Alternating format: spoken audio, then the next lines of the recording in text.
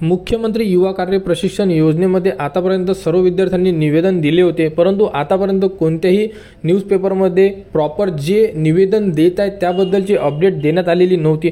परंतु आता नाशिकच्या आजच्या पेपरमध्ये एक माहिती आलेली आहे आणि त्यामध्ये तुम्ही मांडलेले संपूर्ण जे निवेदन होते ते यामध्ये सर्व नमूद केले आहे। म्हणजे आता विद्यार्थ्यांना फायदा होऊ शकतो आणि पत्रकार परिषदेकडून जर याचा दखल घेत असेल तर याबद्दल लवकरात लवकर सरकार यावरती कोणता ना कोणता ठाम निर्णय घेणार आहे। तर बघू शकता तुम्ही यामध्ये तर मुख्यमंत्री युवा प्रशिक्षण 1,10,000 विद्यार्थ्यांचे म्हणजे लाभार्थ्यांचे 4 महिन्याचे रखडले विद्यावेतन म्हणजे अजूनपर्यंत जेही विद्यार्थ्यांना जे विद्यावेतन होतं म्हणजे जो स्टायपंड होतं ते मिळालेलं नाही आहे। तर यामध्ये आपण ज्याही मागण्या केलेल्या होत्या म्हणजे भरपूर ठिकाणावरून ज्या मागण्या केल्या होत्या तर त्या मागण्यांच्या आधारे यावरती संपूर्ण अपडेट दिलेले आहे। तर बघू शकता यामध्ये प्रशिक्षणाचा कालावधी वाढवावा या संदर्भात सुद्धा महत्त्वाची अपडेट देण्यात आलेली आहे। तुम्ही बघू शकता मुख्यमंत्री युवा कार्य प्रशिक्षण योजनेअंतर्गत निवड झालेल्या प्रशिक्षणार्थींना केवळ 6 महिन्यांचा कालावधी देण्यात आला आहे। मात्र या कालावधीत वाढ करावी तसेच प्रशिक्षण पूर्ण झाल्यानंतर कायम नोकरीची संधीही उपलब्ध करून द्याव्यात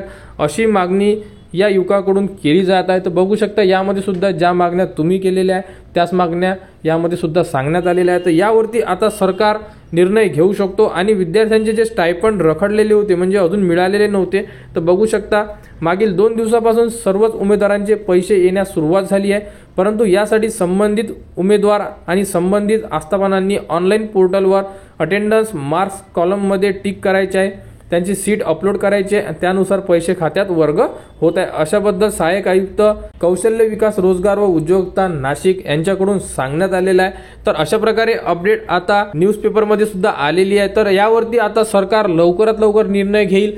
तर आता कोणता निर्णय घेईल आणि यामध्ये विद्यार्थ्यांचा कोणता फायदा होणार आहे यासाठी संपूर्ण जे विद्यार्थी ही वाट बघत आहे। तर ज्याही विद्यार्थ्यांचे जे विद्यावेतन रखडले होते ते विद्यावेतन आता येणे सुरू झालेले आहे। तुम्ही सुद्धा तुमचे जर विद्यावेतन रखडले असेल तर तुम्ही चेक करू शकता किंवा तुमच्या जवळ जेही ऑफिस आहे जिथे तुम्ही काम करत आहे तिथे सुद्धा तुम्ही विचारू शकता की जे विद्यावेतन आहे येणे सुरू झाले आहे तर तुमचे विद्यावेतन आलेले आहे किंवा नाही आहे आणि जो कालावधी वाढवण्याबद्दल जो आपण निवेदन दिलेले होते तर त्याबद्दलची अजून अपडेट आलेली नाही आहे। तर आता न्यूजपेपरमध्ये आल्यानंतर यावरती आता जेही सरकार आहे यावरती कोणता प्रतिसाद देईल यासाठी सर्व विद्यार्थी आता वाट बघत आहेत। तर मुख्यमंत्री युवा कार्य प्रशिक्षण योजनेबद्दल जेही पुढील अपडेट येईल ती तुम्हाला आपल्या YouTube चॅनलवर उपलब्ध करून देण्यात येणार आहे। त्यासाठी आपल्या चॅनलला सबस्क्राईब करा व हा व्हिडिओ इतरांपर्यंत शेअर करा।